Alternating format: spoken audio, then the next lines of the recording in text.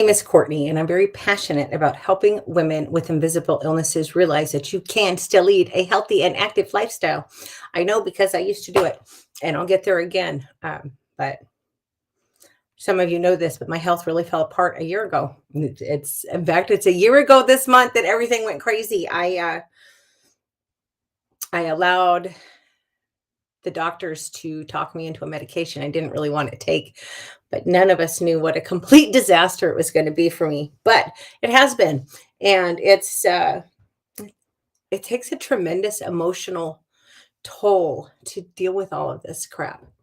According to Psychology Today, there's about 100 million Americans who suffer from chronic pain. Now, there's no hard data as to the suicide rate, but it's thought to be twice that of the healthy population. Yeah, I don't condone it by any stretch, but I get it.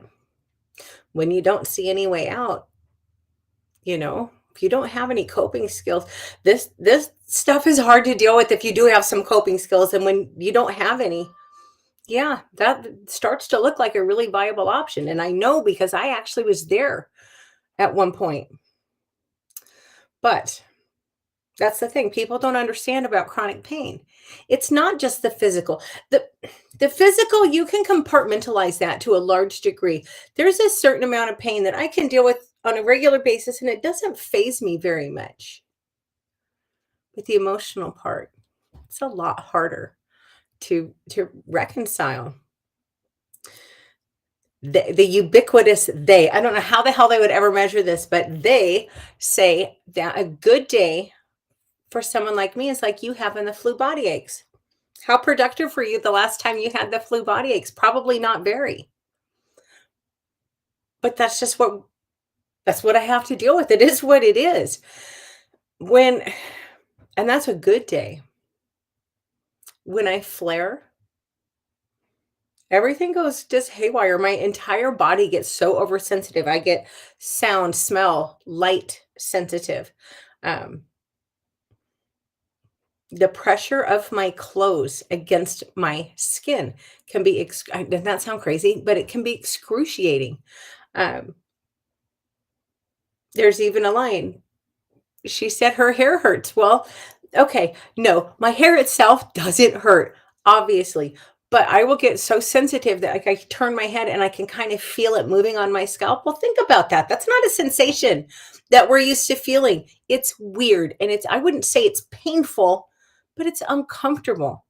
And quite often I will feel like my whole body has been just lightly sanded. When you got that you're just barely raw. There's a lot of days when I feel like that from head to toe. It sucks. And here's the thing, if you're dealing with this stuff, you're going to grieve. And you're going to probably be really pissed off because it's not fair. But nobody ever did. If someone told you life was fair, they flat lied to you. Life is not fair. And this is what you have to deal with. You're entitled to be pissed off. Absolutely. You're entitled to grieve. Absolutely. But you know what you can't do? You can't live there. And you can't live there because it becomes self-fulfilling. And the longer that I allow this stuff to get control over my emotions, I don't know how else to explain it. It just it gets overwhelming. It gets really overwhelming sometimes. And it's hard to remember, hey, wait, I have a lot of things I need to be grateful for. So how do you deal with it? And this, by the way, this information is mine. This is the things, these are the strategies. I hate that word. That sounds so cheesy in this. This is what I do. This is how I keep myself going. I got to tell you, the last year, it's been really freaking difficult to keep myself going. But what choice do I have? So tip number one, you need to find positive influences. Now, if you're like I used to be, and you're a really negative person, you ain't going to have any positive influences in your day-to-day life. At least probably not, because positive people don't want to hang out with you if you're Debbie Downer. So get online, find a YouTube channel, find a podcast. There's so many books. You don't even have to, you don't have to spend any money. Go to the damn library, find a book to read that makes you feel uplifted. Books that I really like. Okay. This book was the first one that came to head. I'm like, that's not really uplifting. It's not, but it's a really good book with amazing information. The Body Keeps the Score. I learned so much from that book. You're a Badass by Jen Sincero. One Shot, One Life by my dear friend Doug Fitzgerald. There's a lot of good books out there. Get Just spend 15 minutes a day doing something. Get the Bible out. Read your Bible for 15 minutes. You need something uplifting. You just do. You got to have something to anchor yourself to. You need some healthy habits. And I know if you're up to here in chronic pain, the last thing you want is some fairly perky chick on the internet telling you, just get up and exercise. But you know what? Just get up and exercise. I know you don't want to. I get it. Look, I'm really lucky. I absolutely love to exercise. I love to do the things that feel good and make me happy. Right now, my big thing is belly dance. I love it. I don't need a lot of accountability on that. I might procrastinate and grouse about it, but I'm going to get up every day and do that. But I'll tell you what, it's a very small number of women with fibromyalgia who I have convinced to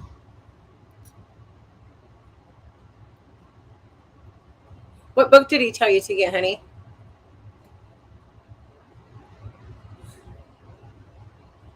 And now I forgot what we're saying, but that's not on you. That's on me because I'm really ditzy today. Every woman that I've convinced to get up and start exercising, every one of them has come back to me and said, oh my gosh, you're right. I know I'm right. I don't mean that in a cocky way, but I know I'm right because I've been there. Look, if you have chronic pain issues, no, I'm not telling you to get up and go do insanity. But you can do yoga. You can do some Tai Chi. You can probably go for a walk. There's something you can do. I'm trying not to be bitchy here, but I cannot freaking stand it. Do not come at me with excuses as to why you will not exercise, because it's a choice. I know of people who did P90X heavily modified because they were in a wheelchair. If they can do it, don't come at me with your lame ass excuses. Sorry, I'm not going to buy it. Now, that being said, if you choose not to exercise, it's none of my business. That's entirely on you. But I'm telling you, and I know when you hurt like hell, you don't want to get up and do this. I know. But you're not only going to feel better physically, you will find that time of day, whether it be 10 minutes or an hour that you spend on your fitness, when you have chronic pain, it's going to be the most, in my opinion, is one of the most emotionally freeing things you can do. Why? Because for that bit of time, you have control. You have total control over your circumstances. That's what it does for me anyway. You need to be hydrated. You've got to develop healthy habits. You don't have any choice at this point. Your body is telling you it needs your help and support. You've got to eat right. And I'll tell you, my nutrition is either really, really good or I'm like an unsupervised toddler in a bakery. I'm really that extreme, but it makes a difference. Look, I know if I go out with the girls and go whoop it up and have a couple of cocktails and a bacon cheeseburger, I know I'm going to pay a high price for it. Do you know what? Sometimes it's worth it. But you have to develop some healthy habits if you're dealing with this shit. You need to start meditating. You need to start meditating because you get a lot of anxiety when you're dealing with chronic pain. That's just part of the game, unfortunately. And again, meditation, it's hard for me to do because I have what I heard referred to once as a chattering monkey brain. Yeah, I'll own it. That's me. my whole life is oh, hey, what's that? Oh, look, something shiny. So meditation's difficult for me, but I'll tell you what, when I can do it, it's really powerful and it helps calm the anxiety that comes with dealing with this. And it helps me deal with, I won't say it quiets the pain because that's not accurate, but it helps me stop fighting it because there's no point in fighting the pain. That's energy I don't have. I just need to kind of accept it. The first time I heard that was actually on a meditation. I was like, what the hell are you talking about? But it really does. It makes a lot of sense. You can't fight this. You have to just accept it. You need to keep a journal. Look, you're dealing with a lot of really uncomfortable emotions. And I'm not going to try to tell you at all that they're unjustified because even if I don't agree with it, that's still how you feel. Don't let anybody judge you for that. A good way to process all these very complex and complicated emotions, get a journal. Just get out a journal and just get it off your chest. Be amazed what that'll do for you. And then my advice is finish your journal entry with 3 things that you're grateful for every day, because that's going to help shift your mindset and help you remember to be positive and to be grateful. You know what else you need to do? You need to celebrate your wins, especially the small ones, because look, when you have chronic health issues, big wins don't come along a whole lot for anybody. But for us, they're a little harder to come by. So you know what's a big win for me? If I give myself permission to take a day and just relax. It's so hard for me to do. But if I can do that, now I'm not saying I don't take a day off here and there, but to be able to take a day off and not stress myself out about it, it's a tremendous win for me. You know, some days, if I get up out of bed and I make it to the couch, that can be a win. Now, me being me, I always change. I cannot hang out in the same clothes I slept in. I don't know why. I'm really weird about that. So I'll put on my day pajamas and go hang out on the couch all day. But you know what? That's a win, because I'm not laying in bed and I'm not still in the same thing that I spent the night in. Hey, what can I say? I've got my weird little quirks, and the pajama thing's one of them. But you have to look, if you're not going to celebrate your wins, nobody else is going to celebrate them for you. And if you're dealing with all this crap, you already know how isolating it is. You already know nobody gets it. You already know nobody wants to hear it. They just don't. They just don't. You need to learn how to let shit go. If you're dealing with chronic pain, you need to learn how to let things go. I'm the queen of rumination. I am the queen of replaying something over and over and torturing the crap out of myself with it. It's so dumb. It's such a waste of time and energy and focus. Look, I get really caught up in a lot of chronic illness people. We get caught up in the, I should be doing more. I should be doing this. Oh, I should be doing that. Well, you know what? Healthy people can't do everything. And if they can't, there's no way in hell that you can. You need to lighten up. You're going to have to just accept that you have to let some of these things go. Maybe you only have enough spoons, which, by the way, if you've never read The Spoon Theory, it's an excellent essay on dealing with chronic illness. If you don't have enough spoons for the day, you're going to have to decide what's important to you. Are you going to clean your bathroom? Or are you going to cook dinner? And it really comes down to that kind of stuff sometimes. Well, most of the time lately, if I'm being honest. But you're going to have to let go of the idea of getting everything done. It's never going to happen. It's just not. You know what else you need to let go of?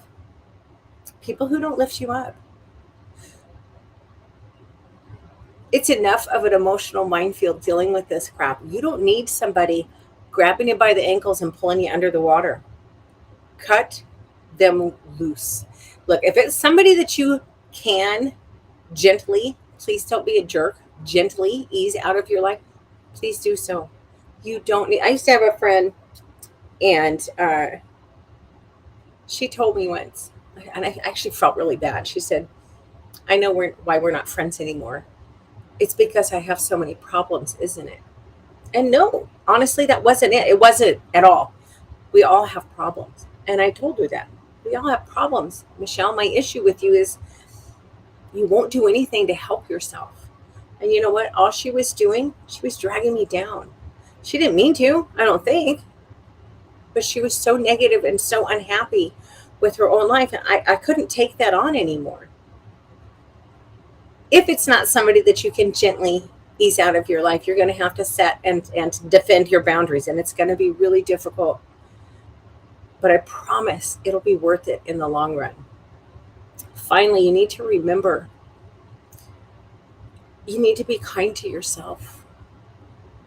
You need to be kind to yourself. You also need to be kind to others, because they're doing the best that they can. And honestly, I think we scare the shit out of people, because I don't look like I'm really sick. I don't look like I have severe health issues, but I do. And I think we remind healthy people that it's pretty tenuous and it can all change in a second. So You need to remember people are doing the best that they can. Maybe the best that they can really sucks, but that's where they're at. So try to be kind to them. I know it's hard. You need to remember. Look, I've been in almost a nonstop flare for almost 12 full freaking months. You know how hard it is for me to remember that this too shall pass? But it has to eventually. Actually, I had a little bit of time. I had a short window the other day where it actually felt pretty good. It was so cool. They got to tell you, it's funny when I get these good brief windows like that. It always takes me, and it's like, oh my gosh, what the hell is going on with my body? Oh shit, nothing hurts. Why doesn't anything hurt? It's really funny because it takes me a minute to figure out what's going on, and B, it just freaks me out because that's so out of the norm for me. But this too shall pass. It always does. Bad times always pass eventually. You need to remember this can be really hard, but you need to remember that you are not your illness. You are not your diagnosis. There are so many other really amazing things about you. And I know this crap can overwhelm you, and it's so easy for this to become your identity. This is something I really struggle with, and I know that I can't allow that to happen. And I still, excuse me, I still struggle with it. I had a friend ask me many years ago, what would your life look like if you were healthy? I couldn't answer him. I still have a really hard time wrapping my head around that. Well, that's sad because if I can't envision it, how the hell am I ever going to get there? Anyway, boy, I could go off on a huge tangent on that one, but shockingly, I don't feel good. But you know what? I am really, I will tell you guys one thing, as horrible as all this has been, and as difficult and challenging as all this has been, I am so freaking grateful that I still have the capacity to choose. Okay, today's a pretty crap day, but I choose to be in a good mood. I choose to, okay, I feel like crap, but I'm going to try to look on the bright side. I'm grateful. I am so grateful that God gave me that kind of heart, that kind of spirit, because man, this stuff can drag me into a really dark mindset really quickly if I allow it to. Anyway, um, I had something else I was going to say, but I don't know what it was. So I'm going to go. I hope you guys have a great weekend, and I will be back Monday at 11 o'clock.